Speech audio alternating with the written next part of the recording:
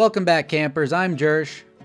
And I'm Mears. And we're the Modern Campfire Crew, huddled around our computers to talk all things movies. In this special episode, we are going to predict the Oscars for the 2024 award ceremony, which is going to take place next Sunday, March 10th.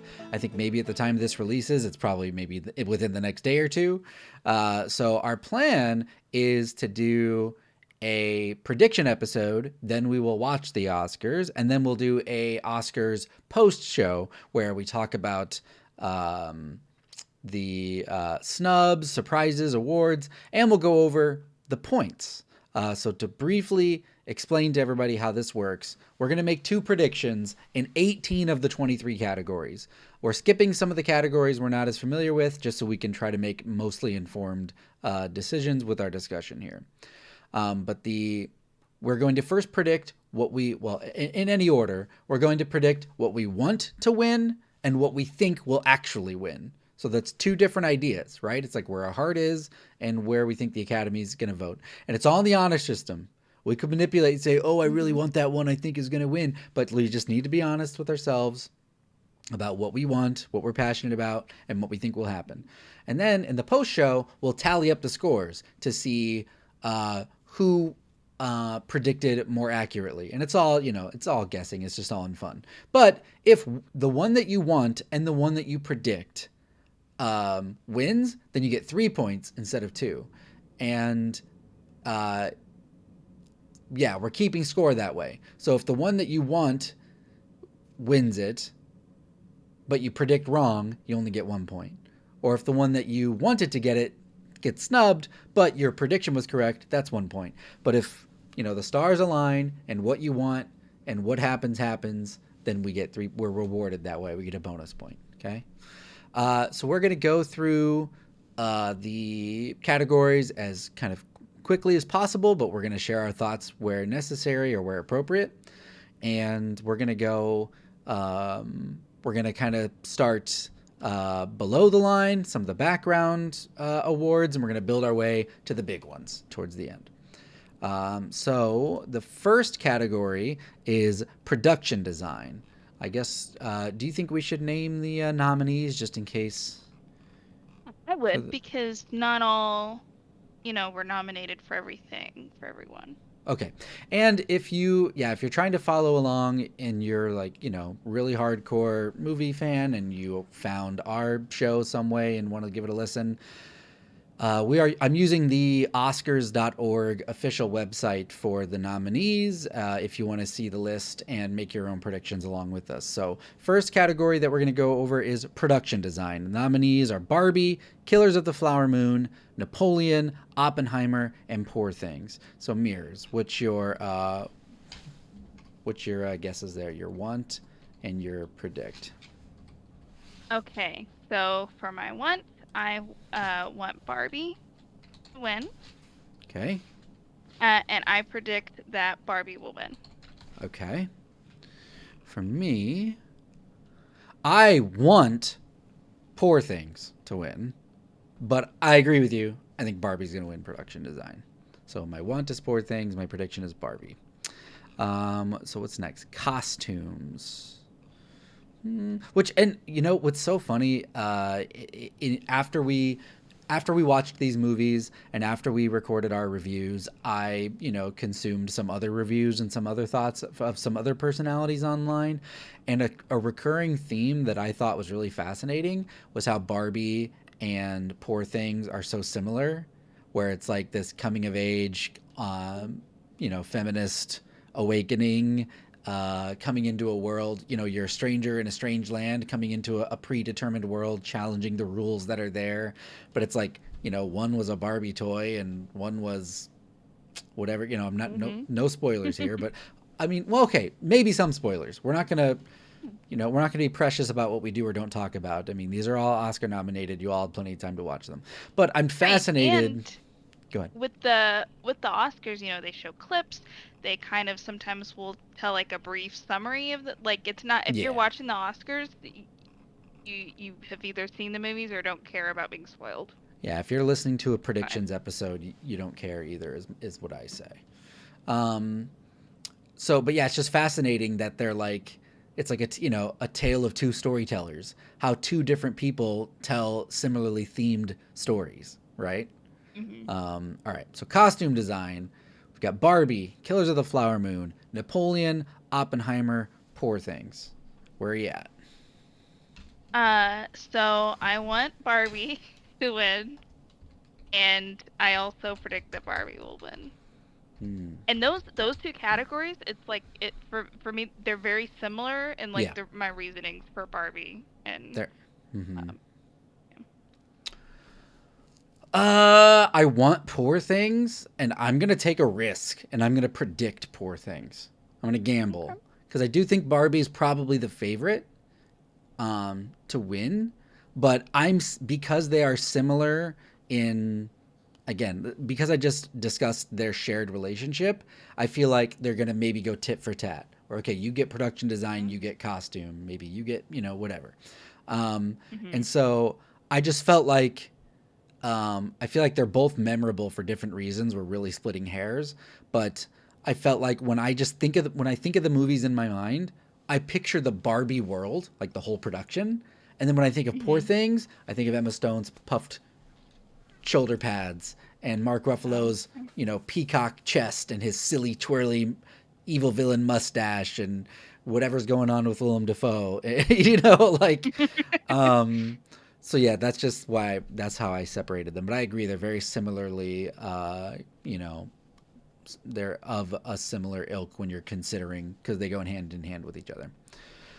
So hmm. next is best makeup, and kind of wish I hadn't said let's go over the nominees because they're all out of different order.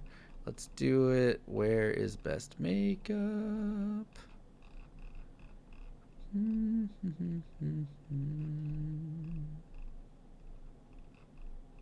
Here we go. It's technically makeup and hairstyling. So the nominees here are Golda, Maestro, Oppenheimer, Poor Things, and Society of the Snow.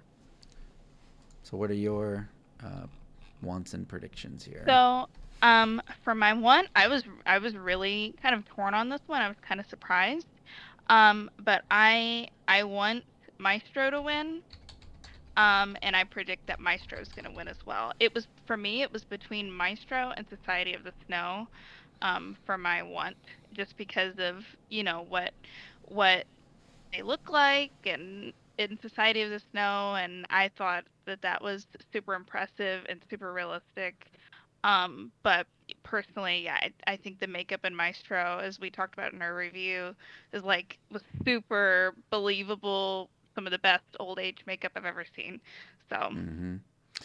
Yeah, I agree with you. I think Society of the Snow, it's the makeup and hair is so good that it's going to get overlooked because everybody just looks so natural, and their mhm, gauntness and their injuries progress in such a realistic way that you almost forget there's makeup and mhm. hairstyling. So it's like to that movie's credit. But I'm with you. I want Maestro. I predict Maestro. I feel like Maestro is not going to win a lot of the big stuff. Um, in and but so when I make these predictions, I don't just like, oh, this is the best. I try to think of the politics of the whole show, where it's like, okay, well, we're not going to give this movie this, so we're going to maybe give them a breadcrumb over here with this, or let's make amends with with this actor. Like maybe they weren't the best performance, but they have a 40-year career, so let's just give them their damn Oscar, right? Stuff like that. Yeah, I Um, metagamed a little too. yes, exactly. So next, best international film. Looks like the nominees here are Io Capitano, Perfect Days, Society of the Snow, The Teacher's Lounge, and The Zone of Interest. So where are you at for international film? So I want Society of the Snow to win, and I predicted that's gonna win as well, and I determined that because I've seen two of those films and I liked one of them. So that's the one I went with. So I um I also want Society of the Snow. I love that movie. It's a hard watch. But I think it offers a lot of extreme emotion, where it can be very dire and very sad and you can cry over it. And then there's just like the power of the human spirit and not giving up on life and saying I'm getting out of here no matter what, and people coming together to survive. Like it's extreme emotion and it's just a movie. And so I really really liked that movie, so I want it to win. Having said all of that, I predict that the Zone of Interest is going to win, because the fact that it got nominated for as many awards as it did tells me that it's on a lot of people's radars.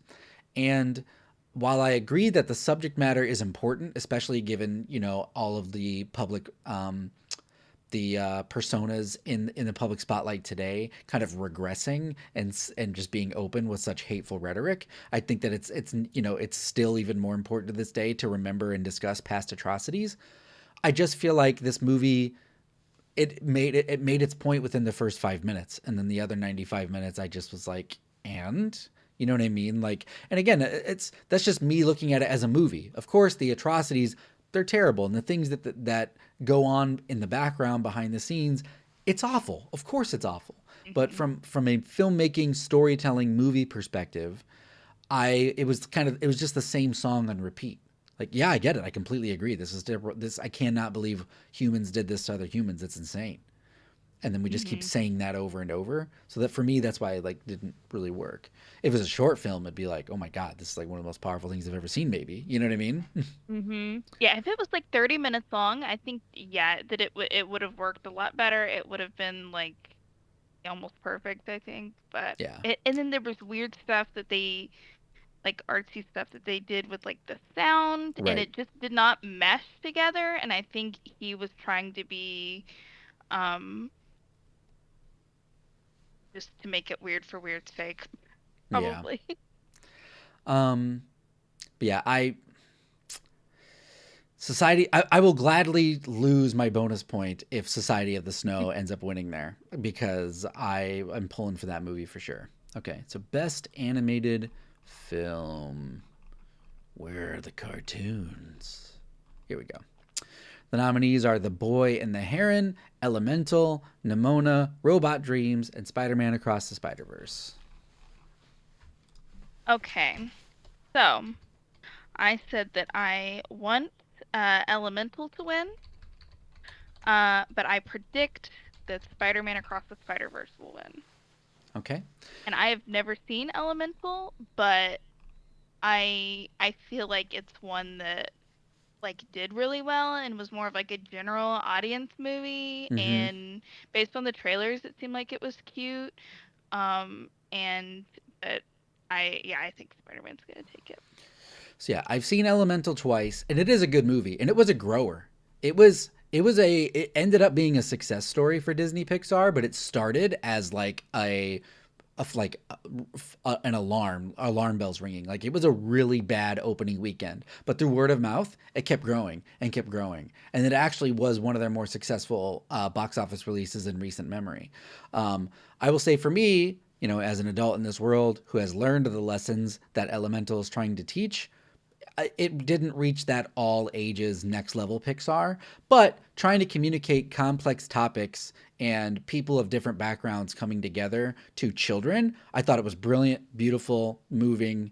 It's a really good movie. And the animation is some of the most beautiful animation Pixar or Disney has ever put out. It's really gorgeous seeing all these the fire, you see the heat off the fire and it looks real and it's just animated, it's insane. So it's on Disney Plus, definitely worth checking out.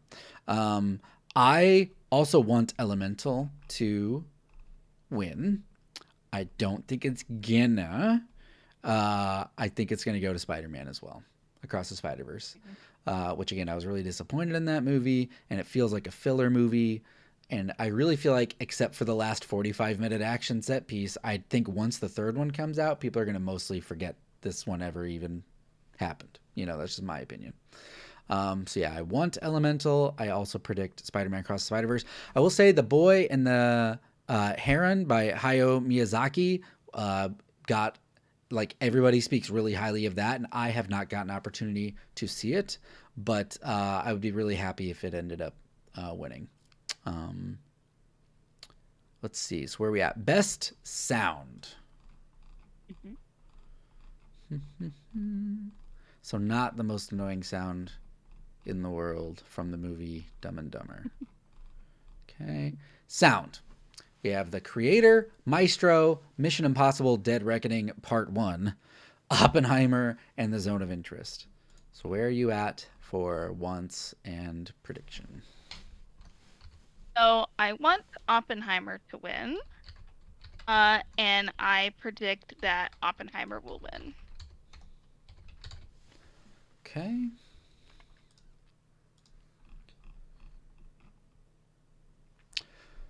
For sound, I also want Oppenheimer, and I also predict Oppenheimer. It was really close for Zone of Interest because 90% of the appeal and the terror of that film is the sounds, is the things you hear off screen that you never get to see, and it Hmm. forces your imagination to visualize the horror that you're familiar with.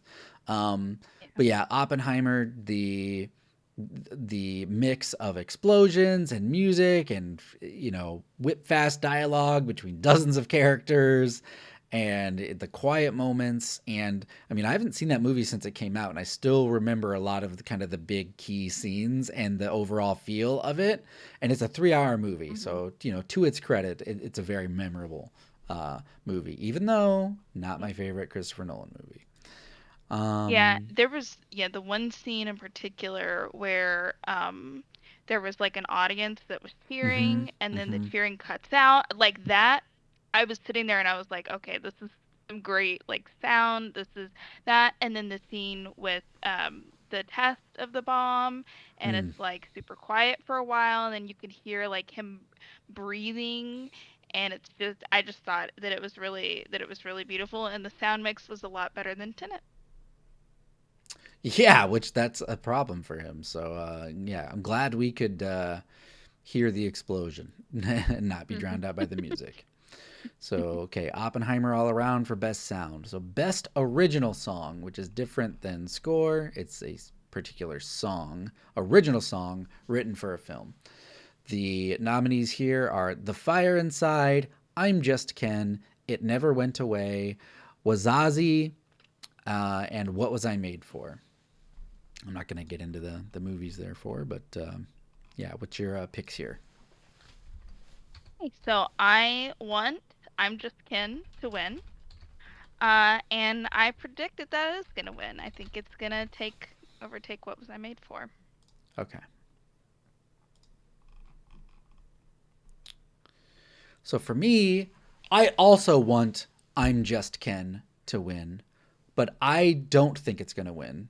I predict that What Was I Made For is going to get the prestige because it's the prestige serious song. Even though I'm Just Ken is the song everybody hummed when they left out of the theater. I'm Just Ken is the song that everybody looked up on Spotify and YouTube after they saw the movie. I'm Just Ken is the song that got the remix a couple of months ago to celebrate the nominations.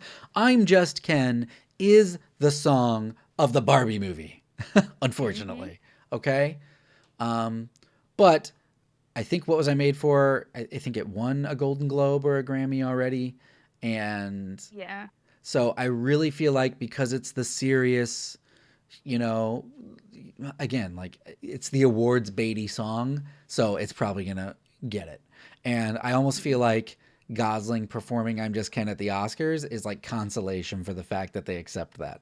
Like, okay, you can't win it, but you can perform it at the Oscars. Okay, all right, deal. I So can't. That's probably gonna be my favorite part of the show. yeah. So But yeah, excited. I personally feel that "I'm Just Ken" should win, and I'll be very glad to be wrong if it does. So now we have Best Hmm. Original Score, which is the instrumental music written for the films. The nominees here are American Fiction, which is Laura Cartman, Indiana Jones and the Dial of Destiny, which is John Williams, Killers of the Flower Moon, Robbie Robertson, Oppenheimer, Ludwig Göransson, and Poor Things, Jerskin Fendrix. So where are you at for original score? So I want Poor Things to win. But I predict that Killers of the Flower Moon will win. Interesting. So for mine, I want Poor Things, but I actually think Oppenheimer is going to win because I feel like, um, again, in the meta game, the politics of the Oscars, I feel like there's been a lot of great music scores in Christopher Nolan movies over the last 10 or 15 years that have not won awards. And because Oppenheimer is such an awards contender juggernaut and a lot of things are going to fall its way, not everything, but a lot of things, I think that he's finally going to get his due with the musical score here. Um, I think Killers of the Flower Moon is solid and is good, but it really only has those one or two tracks um, that I thought stood out. Whereas Oppenheimer, I haven't listened to the soundtrack enough to actually be able to speak to personal taste on if I think it is the best. I will say I have listened to the Poor Things soundtrack several times since we watched that movie. Um, not just the end finale, big everything swell song, but like all the way back at the beginning with the broken harp notes and the Mm-hmm. dance sequence. You know what I mean? The beginning really, really stuck with me. Like that, yeah, that I really loved the music at the beginning. Yeah. And again, I do feel like Oppenheimer, I feel like the score is going to win. But I also feel, and no shade to Ludwig, he's an amazing composer. I've really liked the music in Christopher Nolan films since Hans Zimmer has started to take on other projects. Um, but I do get the feeling when I'm watching a Nolan movie that I've seen and heard this marriage of image and sound before. It's the it's like it's this high octane, symphony. Whereas I just feel like with Poor Things, like it feels like I've never heard anything like that in my life, even though I know the root chords of that big melody is a common chord progression. It was manipulated in such a way that it felt brand new and special and truly unique. Like I've never heard that. Yeah, that opening track. I've never heard any music like that before. So yeah, that will be an interesting one. So now we have best editing. Nominees here are Anatomy of a Fall, The Holdovers, Killers of the Flower Moon, Oppenheimer, and Poor Things. So I want Oppenheimer to win, and I predict that Oppenheimer's gonna win. Okay. Okay. I want Anatomy of a Fall, but I agree with you. I think Oppenheimer's going to take it. I really feel like the two strengths of Anatomy, well, I won't give away the other strength. One of the major strengths of Anatomy of a Fall is the editing, is how it goes back and forth from courtroom to reenactment to private conversations, public conversations between characters intercut with private conversations in between characters, and how information is revealed to you completely manipulates your trust level with some of the characters in the movie. And so the ordering of those sequences, like the editing is a big part of the storytelling in Anatomy of a Fall, and I really thought that it was wonderfully edited. Having said all of that, you can say the same positive things about Oppenheimer, how it keeps track of so many different characters and so many different time periods of, Mm-hmm. past and present. And yeah, just everything, and almost dream sequences that Nolan's really never really done in his realistic movies before, where reality is intercut with visions of the inner mind of the character that are done in a really believable way, where you're seeing a shot of a crowd, then the crowd changes and it's something completely different, and that's like in an edit in Mm-hmm. a flash, right? So yeah, I agree. Oppenheimer's probably going to take that bad boy. Cinematography. Okay. The nominees are El Conde, Killers of the Flower Moon, Maestro, Oppenheimer, and Poor Things. So, what are your picks? Okay. I'm definitely sounding like a broken record, but I want Oppenheimer to win, and I also predict that Oppenheimer is going to win. This one I was Dang. actually kind of between it was between this and Killers of the Flower Moon for me for Yeah. cinematography. But I scene of again, it goes back to the scene of the bomb test Mm-hmm. and the scene of um him like the crowd and him realizing kind of like what he's done Mm-hmm. and like the gravity of the whole situation and just like seeing like and then I think it even begins with like seeing like the sparks and stuff maybe or like it shows it throughout and it was just so beautiful and I just loved it so much and I just thought it was great. Yeah. The cinematography in Oppenheimer is amazing, as you would expect. Don't know if I needed to see it in IMAX. Um, my pick for cinematography, I want Maestro, and I predict Maestro. And where I come at that is the there's a lot of shots that stick with me from Maestro. And I can't remember a lot of shots in Oppenheimer, but for the explosion and an extreme close up on Killian's face. But when I think about Maestro, there's so many different eras and color palettes, black and white, sepia tone, everything, I right? totally forgot about that. So because there's so many different decades of film techniques used, because they change the techniques throughout the eras, and the movie literally looks like different movies to really help you appreciate and understand how long Leonard has been around and in the game and going through life like this. And again, the shot of his shadow over Carrie Mulligan and the long one take of just going around the church when he's conducting and the long take when she gets the cancer diagnosis and it just like slowly zooms in like these images. The cinematography sticks with me, just the classic 1920s and 30s black and white style of when we first meet Leonard and Carrie Mulligan, and just like how soft the light is and how everything zooms into focus. I want Maestro to win, so I'm predicting it to win to bring it into the universe. So that's my pick. Totally forgot about all this. Still just we've been watching so many I even gushed about it in the review. We've been watching so many movies and I think like also cuz I saw Oppenheimer so long ago and Barbie so long ago that I'm like I don't want to forget those because Mm-hmm. I don't want to count them out.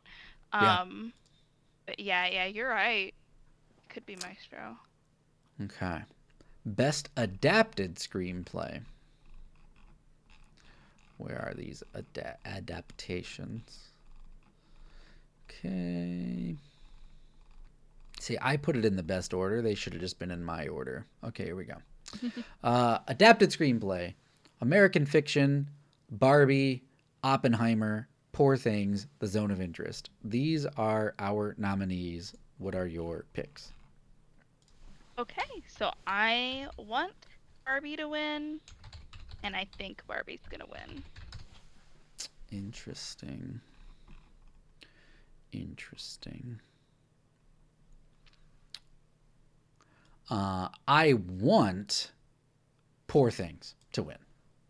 I think that's probably my favorite script I've heard in several years. The words, the language, the dark comedy, the just the candidness of it and the silliness of it, just everything, when she says this was in the trailer a lot when she's like, "Oh, I usually charge 30 francs."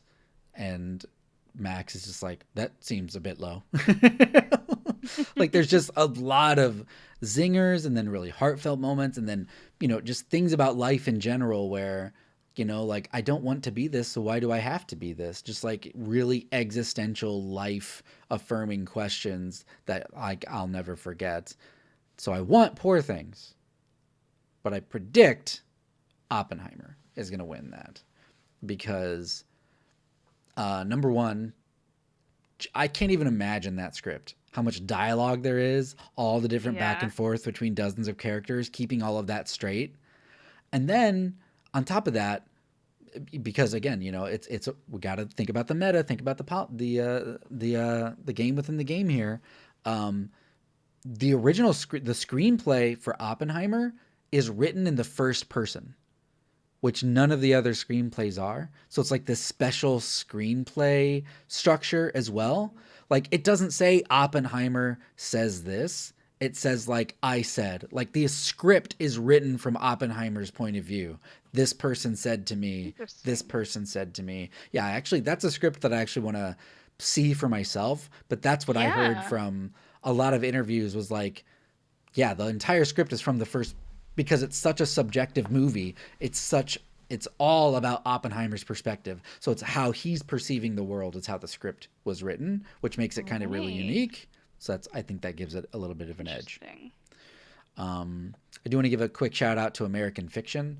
I like that movie, even though it probably isn't going to stick with me as heavy as some of these other contenders. I thought it was a real surprise joy, and I'm glad that I checked it out because I also liked the wordplay and the candidness and that and the real world feel of that script as well. So, best original screenplay. The nominees are Anatomy of a Fall, The Holdovers, Maestro, May December, and Past Lives. So, what are your picks? So I want Maestro to win, but I predict that Anatomy of a Fall is going to win. Okay.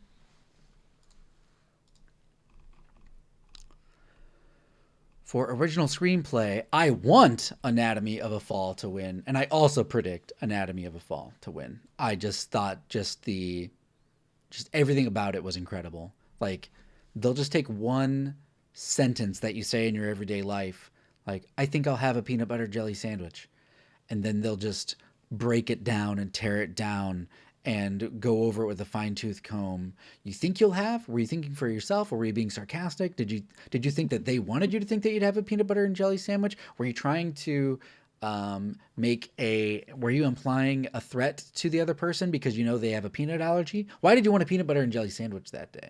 You know what I mean? Like just like the brilliance and the terror of trial and Mm-hmm. just absent-minded thoughts and actions that can ruin your life at the drop of a hat. I just like, yeah, I think so. Anatomy of a Fall, um, besides editing, I think the script is also the big strength of that movie, because I just feel like I feel like if I was reading that story, even without the movie, I'd still be gripped. Like, oh my God, it's like, what happened here? Did they do it or did they not? Or I'm getting all these recontextualized emotions just based on how they're talking about how a sentence was said or what they did that day. You know what I mean? So, Mm-hmm. ugh. Elevated CSI for the win. Okay. Getting here down to the wire to the big ones. Best supporting actress. Okay. Got to go towards the top of the list here. So the nominees here are Emily Blunt, Danielle Brooks, America Ferrera, Jodie Foster, and Davine Joy Randolph. What are your picks for Best Supporting Actress? So I want Davine Joy Randolph to win, but I think even though she's been like killing it at the awards, I predict that America Ferrera is gonna take it. I almost went with America Ferrera. I didn't. I almost did though, just because that monologue is like Monologue. it's Mm-hmm. so viral. It's it is a very much an Oscar scene. You know what I mean? Like, Mm-hmm. I think if um, she's gonna win an Oscar for any movie, it would be this. And yeah. I just feel like they're gonna give it to her. So my picks for Best Supporting Actress is I want Davine Joy Randolph to win, and I predict Davine Joy Randolph will win. She already has won some awards already. I think The Holdovers is a much better movie than I ever anticipated it would be, than I ever even gave it credit for. I like even further with time away from it. I like it even more. The naturalistic the simple setup, the realistic characters, uh, the heartfelt emotion that almost really never felt like Oscar bait. You know what I mean? Mm-hmm. And while I personally, I do think that, again, grieving mother is kind of a trope. Uh, I do also have to give the movie credit, as we talked about in our review, where they never go do that big scene. She does kind of just Yeah. cry to herself, and you just feel it, and it's kind of palpable. You know what I mean? Um, Mhm. and because I think a lot of the other nominations that this movie's nominated for, I don't think it's going to win. I think I really want it. Again, the politics of like, we got to give the holdover something. Let's give it to Devine. She was amazing. Mhm. She's already won some awards. Let's. Um, Emily Blunt, not enough screen time. And again, I America. Go ahead. yeah, I because I thought about it, but She's just the I didn't drunk. she did not blow me away in that. Yeah, it's like, oh, I'm yeah. She's the drunk person at home until she won't shake somebody's hand. And now here's an Oscar. I don't think so. Sorry to be so reductive, but we're talking about the Oscars here. But no, I'm obviously, I love the entire cast in Oppenheimer. Even the people with like one sentence are like, I get to be in a Christopher Nolan movie. Mhm. Mhm. Great cast. Okay, best supporting actor. Okay, nominees: Sterling K. Brown, Robert De Niro, Robert Downey Jr., Ryan Gosling, Mark Ruffalo. What are your picks? So my official one is Robert De Niro because Okay. I think he blew me away. He legitimately terrified me. I believed him that he was just this horrible person. In my heart of hearts, I want it to be Mark Ruffalo, but I don't think it's gonna happen. I wish he would. But I don't think it's gonna happen. But what I do predict is Robert Downey Jr. and the meta game a little bit. He's been winning a lot, and I did think that he really did do really well in Oppenheimer, and he was also believable. But yeah. So yeah, I think best supporting actor is the toughest category. I could make an argument for everybody here. Robert De Niro, absolutely menacing, and again, like I said in the review, actually acting, not just being Robert De Niro, Hmm. like a character, a cadence, a motivation. You know what I mean? Ulterior motives. Sleazy, Yes, just sleazy as everything. sleaze. So gross. Sterling K. Brown, complex, funny, sad, Hmm. a really great, like a really good two-hander with Jeffrey Wright. I just every time Sterling K. Brown was on screen, I just was like in a way better mood while I was watching that movie. Um, and again, yeah, Robert Downey Jr. It really can't be overstated the challenge of undoing 15 years of Iron Man. You know what I mean? Hmm. the the the stakes or the possibility of success was incredibly low for getting general audiences who probably grew up on him as Iron Man. If you were 10 Hmm. when Iron Man came out, you're 25 now. Okay. Hmm. And the fact that he was able to um speak in a different way, act in a different way, become a different person, be a part of this ensemble, you know what I mean? And not have it be Iron Man is in this period piece about Oppenheimer, I think is really incredible, you know? Hmm. Um, again, I've loved I loved Gosling as Ken. When I was watching the movie, I said he's going to get nominated for an Oscar. I think I said that even to Hmm. you way back last summer when it came Yeah. out. I was like, I think he's going to get nominated. He really steals that Hmm. fucking movie. And it's one of the most memorable, probably the most memorable Ryan Gosling performance ever for me, except for Place Beyond the Pines. Like, Yeah. I mean, La La Land is. I like the whole movie of La La Land. It's not necessarily just Ryan Gosling. La La Land in general is a memorable. Um, and then of course Mark Ruffalo. Mark Ruffalo is My baby. who I want to win. Like if I had my way, it would go to Mark Ruffalo. I was watching an interview with him and Willem Dafoe, and he talks about his accent in the movie. Have you seen that? No, no, I So need to. the interviewer asks him like where's he from? And he's like, supposed to be England, but sometimes it isn't. I didn't do a really good job. Like Mark Ruffalo said that. See, I kind of thought that that was on purpose, that that was That's what like his Willem choice to show that he's kind of like a phony guy. I didn't think that he was playing that accent up seriously because it's like he's obviously a goofy character and he's just like a phony dude and just how his mental state changes so it would make sense that he might not speak the same throughout. I so I gave him too Willem much credit apparently. I was gonna say Willem Dafoe tried to give him the same reassurance. Like for all the things you just said, he said it totally makes sense that that character would speak different ways. But Ruffalo was shaking his head no. Like he knows he was really trying to keep it consistent, and it just got He away from needs him sometimes. he needs to keep his Um, mouth shut if he wants to win this Oscar. yeah. Well, it's like Robert Rodriguez said a long time ago that like audiences fill in the gap for you. Just keep your mouth shut. Like if you made a mistake, Mhm. but an audience takes it as like it was intentional, just say, "Oh yeah, for sure, I'm definitely a genius." That's what I was taught in film school. Yeah. If somebody asks Um, you if you meant to do this, yes, I did. It's an yeah. artistic choice. So I want Mark Ruffalo. I do think it's going to go to Robert Downey Jr. Yeah. As a lifetime achievement award, as a congratulations for thank you for the last 15 years of Marvel, even though you never got any Mhm. awards for that. I think it's going to go to him for that.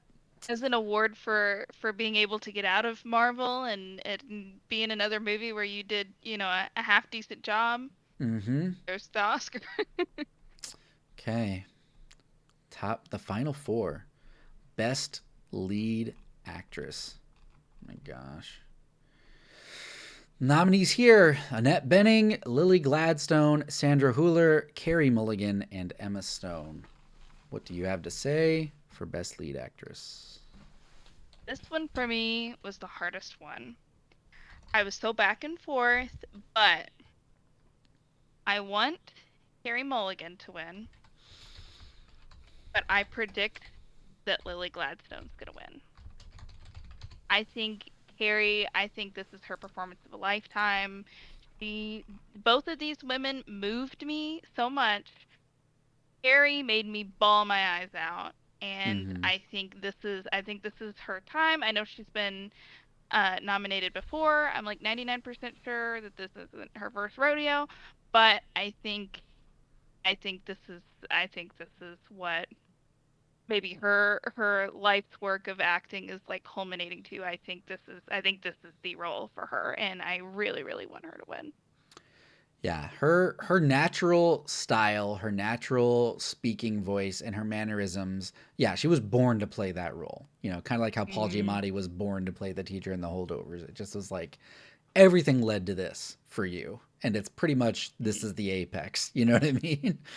And Um, I remember all the way back in 2007 when she was on an episode of Doctor Who. That's the first thing I ever saw her in, and it's honestly it's my favorite episode of Doctor Who, and the Doctor's barely in it, and it's because of her really.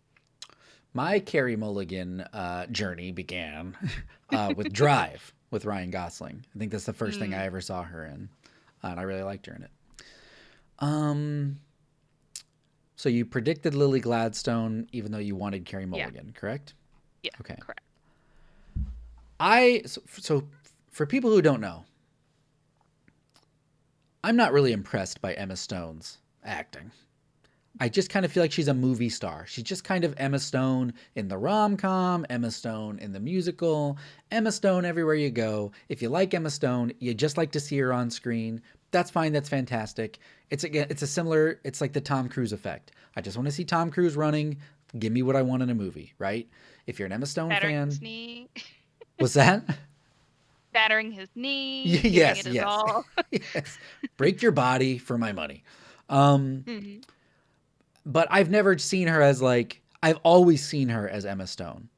Finally, with Poor Things, I got lost in the movie. I got lost in the Hmm. character. Again, she started as Simple Jack. I was really worried.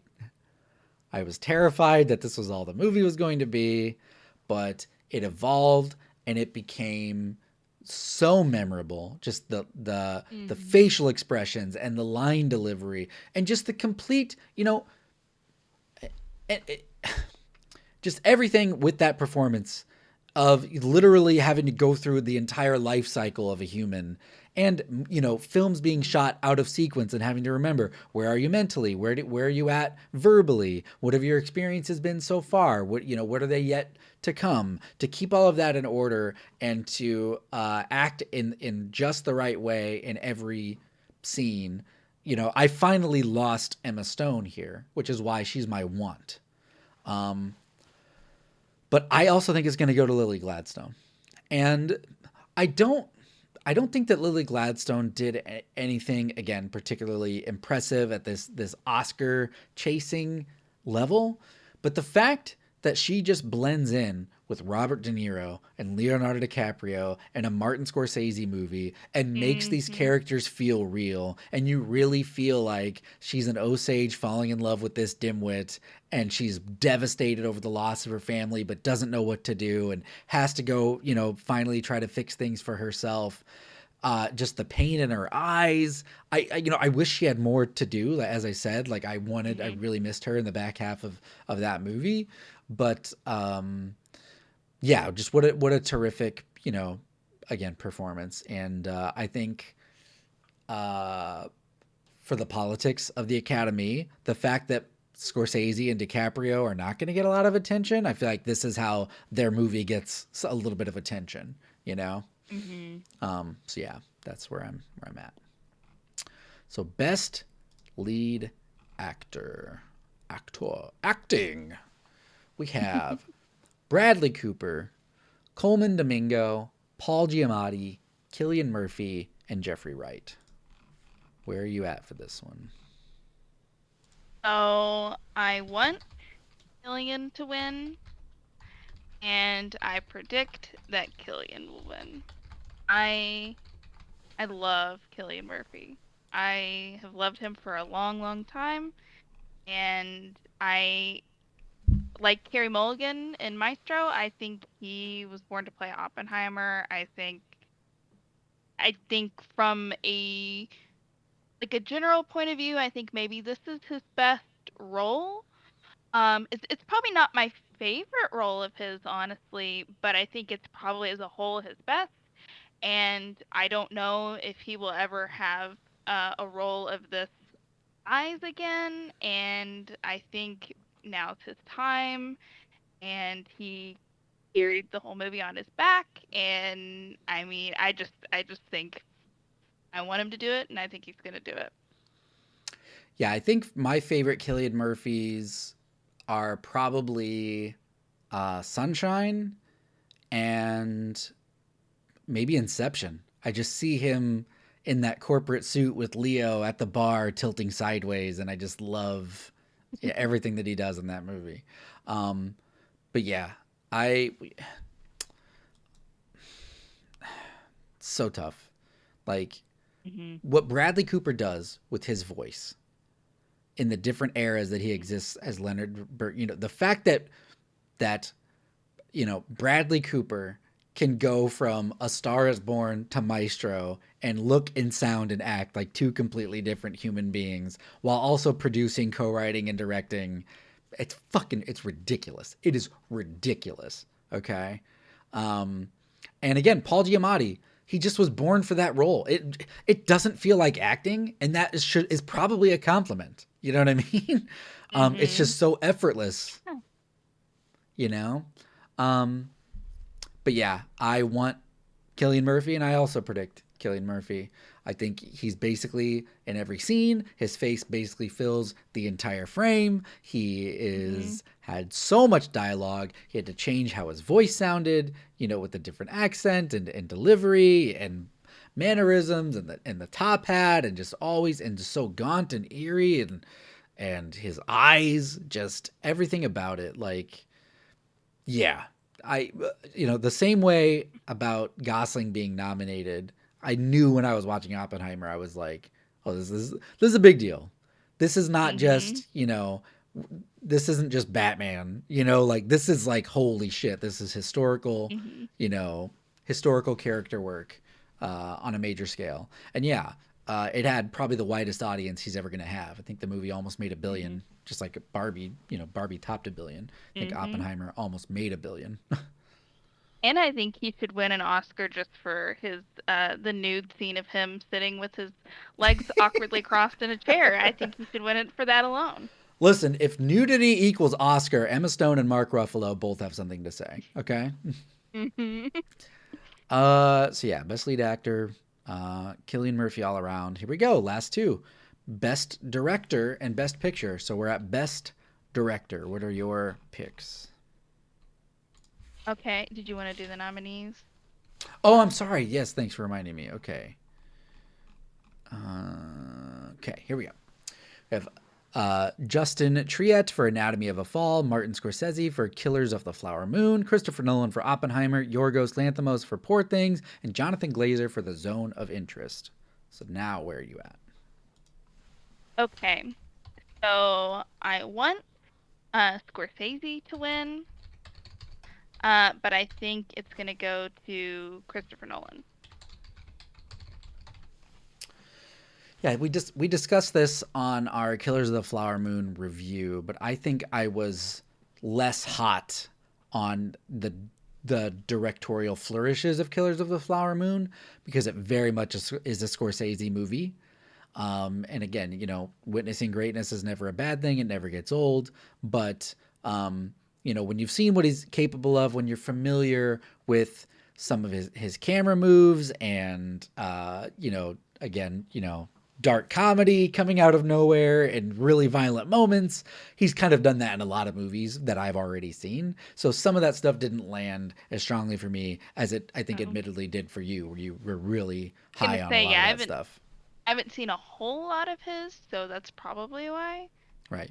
You've seen a couple though, and we already talked about it in the Yeah, other episode, but yeah, just not as many as I have. yeah. Which again, clearly he's paying for it. So, um, so yeah. So for best director, like I want Yorgos to win. I want Yorgos to win for Poor Things because the variety of tone, the variety of character, the black and white to color palette, just the sets, the the the fisheye wide angle lens, just everything. The interstitials, like the title cards that are like underwater in slow motion, and Yeah. um, it's just again, it just felt so fresh but so specific, and just like um, just like a very clear, unforgettable vision. Um, and really, like making me a fan of an Emma Stone performance is a feat all into itself. Just Sincerely, say, yeah, he should win the Oscar just for that just for alone. that. But I agree, it's going to go to Christopher Nolan. I think he's been trying to get this Best Director Oscar for the better part of 10 years, like basically going back to Dunkirk 7 or 8 years ago. Which I was not a big fan of Dunkirk, but I think basically since Dunkirk, he's been like, okay, let's get that Best Director award, and like everything he's done Hmm. since then has been trying to get that, and I think he absolutely deserves it here. Um, so yeah, I just think yeah, it's gonna go to that. I agree with you, or excuse me, yeah, I agree with you, Nolan, all the way.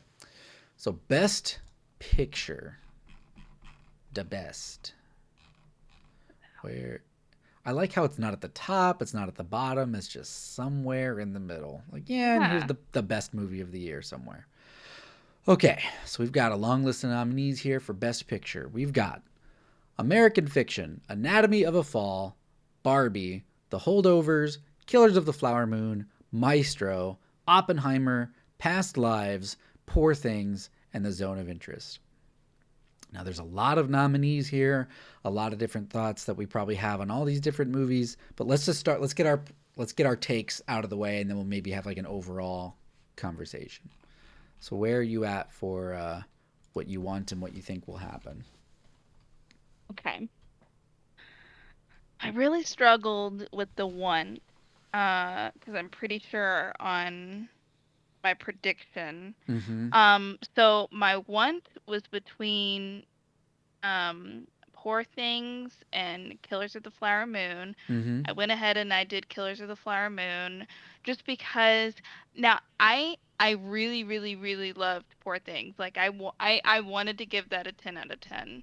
Mm-hmm. Um, but I think just as a whole, I just Killers of the Flower Moon, it it it hit me, and I just it was just such a powerful movie, and I think I don't know, there's nothing like it, and it affected me, and I it's super memorable, and I think it's like so I've only ever seen A Star is Born once. I saw it in theaters once, cried my eyes out at the end, got it on DVD, and have not watched it since, collecting dust.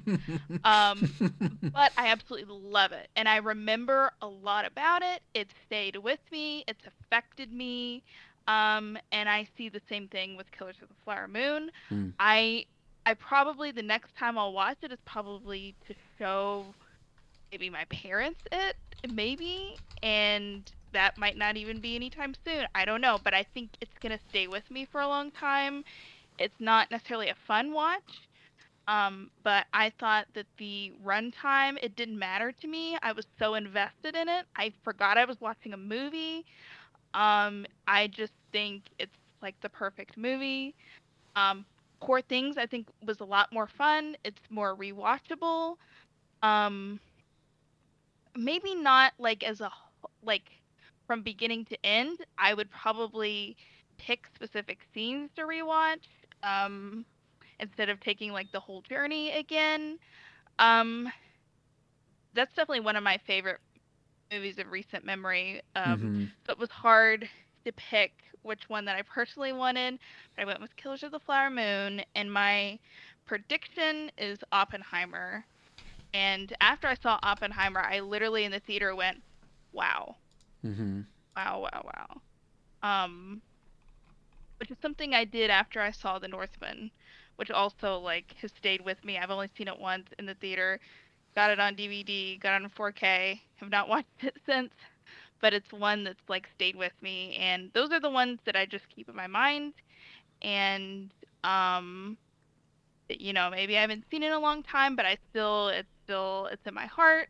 Mm-hmm. And um yeah, I think Oppenheimer's going to take it. I think the scope and the scale of it, and um the subject matter, and I just think Nolan is one of the best directors out there. Interstellar is in my top 3 favorite movies of all time. Yeah. So honestly, I mean, any movie he directs, I'm like, that's the best this year, just because of him, and I just think he's so great, and um he just makes masterpieces, and I think it's gonna go to Oppenheimer. So I can't argue kind of how memorable Killers of the Flower Moon is, and how just how specifically unique and how tragic the another real life kind of tragedy, right? Um, my want like was actually really easy for me. It was Poor Things. Like the more I thought about it, and just the more I thought about my own personal journey with like first ever hearing about it to getting to the review. I couldn't have been further from I don't give a shit. I don't give a damn. I have no reason to watch that movie. It stars Emma Stone. I've seen, I love Yorgos. I love his other movies, Lobster, Killing Sacred Deer. I wasn't as hot on The Favorite as everybody else was, but I do really like his style. And but I just was like, I know his style. I've seen him, felt it before. I don't need to see Emma Stone anytime soon, um, and again, like even starting it, just the assumptions that I had made, and the kind of the surprise of being wrong, you know what I mean? And Hmm. the journey that it takes you on, and the journey that all the characters go through, all of them, between Emma Stone and where Mark Ruffalo starts and where he stops, where Max, just the random science kid from class, to where he ends at the end of the movie, to Mhm. what happens with Willem Dafoe's Godwin character, and like how the different things you learn about him through different discussions in the movie, and how he like becomes more and more of a tragic figure, but he still keeps his same I'm just a scientist. He's just like so positive, even though he's been through so much pain, and he like literally wears it on on his face. Just there's just so many things, and I genuinely think that like um also like something really something I have to give Poor Things credit for is that like I don't remember it for the explicit scenes. Like Yeah. it's a very explicit movie, but those aren't the Mhm. things that stick with me. That's that chapter for that character. And then what really sticks with me is the maturation and the realizations of her becoming who she wants to be within a world she can't control. You know what I mean? Like, and observations about the world, and just how kind of generic, like, or not generic, but how vague, how universal but specific they are. Kind of like good songwriting, where it's like, this kind of fits everything, but I can also, fit this into my life, which again is like looking at capitalism, socialism, religion, non-religion, autonomy of my body versus somebody else's recommendation of what I do with my body, and all these different types of things, right? Um, and again, yeah, just the animal splicing, just the scientific experiments, Mhm. and um, it's just a movie that's really, really, really gonna stick with me. I also predict Oppenheimer is gonna win. Um, I think, yeah, it's the Nolan year, it's the Oppenheimer year. Um, I think that it's there are some people out there. There are some reviews out there where people talk about rewatching this 3 hour dialogue only movie 5 6 times and still being engaged and enthralled. I cannot. I mean, I don't know when I'll ever watch Oppenheimer again. I don't know that I feel the need, or I don't feel compelled to. It's not because it was a bad movie. It's just because I felt like I received what the movie was trying to tell me. Like, I understood immediately in the opening shot that the rain droplets on the puddle looked like atomic bombs going off on the globe sphere. Like, I got that imagery immediately. I didn't need to like go back and think about it some more. You know what I mean? So I just don't know. I guess maybe just to see, amazing acting with brilliant dialogue, maybe, I guess. But I Mhm. just feel like for me, I can get that in other Nolan movies that have a little bit more of the splody splode and a little bit more Batman, right? And so I'm not saying. I mean, Oppenheimer is probably the most important film he's ever made, because it's the real life, almost a documentary style of the building of the atomic bomb and how it changed humanity forever. Um, the severity of the subject matter does not equal the severity with which I feel a desire to revisit a movie. You know what I mean? Like, Yeah. I don't need to watch Schindler's List over and over to understand it's one of the most important films ever made. I don't, you know what I mean? Like, I I understand these things are important. Um, but yeah, I'm just not sure that I'm not as high on it as everybody else is. But I did really like it. I thought it was very solid.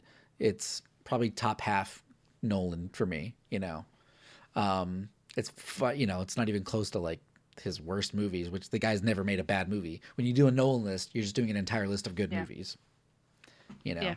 So, yeah, so that's gonna do it for our overall predictions. Is there anything else that you want to say, or any thoughts on maybe movies that didn't get picked, or maybe any upsets or surprises you'd be happy with? I mean, I'll say I don't think Barbie's going to get a lot of a love here, even though that's a movie that really grew on me and I really appreciated after the fact as well. But there's nothing subtle about Barbie. Whereas I feel like in all of the other big deal movies we're talking about, there's subtlety, there's subtext, there's nuance, there's Mhm. characterization. Whereas, Barbie just kind of beats you over the head with its themes in exposition speech after exposition speech. Yeah. Whereas, again, Poor Things, Maestro, Maestro's so good. Killers of the Flower Moon, The Holdovers, just the pain that all these different people feel. The cook missing her child, the lonely teacher, and the kid whose mom doesn't want anything to do with him and wants to ship him off to Vietnam. You know what I mean? And how they connect over this cold and lonely winter break. Like, I'm gonna watch that movie every freaking winter. I'm sure of it. You know what I mean? Like, it's just such a cozy movie. But yeah, I do feel that Barbie is not gonna, get that much awards love. Probably not. I do personally think I think it does stand a chance with production design just Mhm. because of the scale of, you know, Barbie Land and all, just like how they just, and speaking as a woman who grew up on Barbie, who's always loved Barbie, it was super exciting to see, and somebody who knows, like, is very familiar with the history of Barbie, and my mother has collected Barbies all my entire life, so I've been like completely surrounded with Barbie, Yeah. and it was really cool to see stuff that I was familiar with and knew about like come to life, and like seeing the costumes, like popular Barbie outfits and things and references, even way back in the 60s, stuff that I knew about. I think it was super cool to see, and they caused a pink shortage by all the pink that they used in the movie. That's a real thing. That's There funny. was a shortage of the color pink, and I just I think it was super impressive, and I feel like, yeah, if it's gonna win anything, it might be that, and it could be adapted screenplay, because I know people were upset online about it not getting original screenplay, Yeah, strange. and it got adapted because it's based on a toy. Mm-hmm. Um, but I mean, as you said, like it has a very similar story to Poor Things, um, which of course that's adapted as well. But I mean, it's an original take on Barbie. There's not an existential crisis Barbie out Yeah. there. Um, so I feel like it might get some love for that. Um, yeah, I hope it gets at least something. Um, and if anything, for just like the cultural significance of Barbie, because 2023, it was Taylor Swift and it was Barbie. Like that's what the year was, and Yeah. yeah. Um, so yeah, so I'm really excited and I'm actually invested this year because this is the first year Mhm. maybe ever that I sat down and watched all of the Academy Award nominated movies. We did not do reviews for all of them on the channel. Barbie and Oppenheimer were, almost a year old, and Zone of Interest, we didn't really just have a lot to say, so we didn't feel like we should put out a full review for it. But we put out full reviews for most of them, and it really did, similar to when I used to do like the music reaction stuff. It really has, it's inspiring to see the best of the best doing their best work, and to watch, you know, great movie after great movie after great movie with really only one or two disappointments. I really feel like we're going to fall off this dragon after the Oscars is over, and we're going to be chasing this dragon again all year trying to find this string of great movies to watch. Mhm. But yeah, we will tune in to the Oscars on March 10th, and we will record a post Oscars episode with the results of our predictions to tally up the scores and give our overall reactions and thoughts on the Oscars. So we hope that you join us on the ride and continue with us even after the Oscars are over. We got a lot of plans to keep watching and reviewing movies of all different kinds around here. So, with that all being said, Mears, why don't you take us home? All right. If you enjoyed this episode, please don't forget to leave a like or subscribe if you haven't already. And also don't forget to comment below and let us know what are your predictions for the Oscars, and get involved in the conversation. Thanks for watching. See you next time.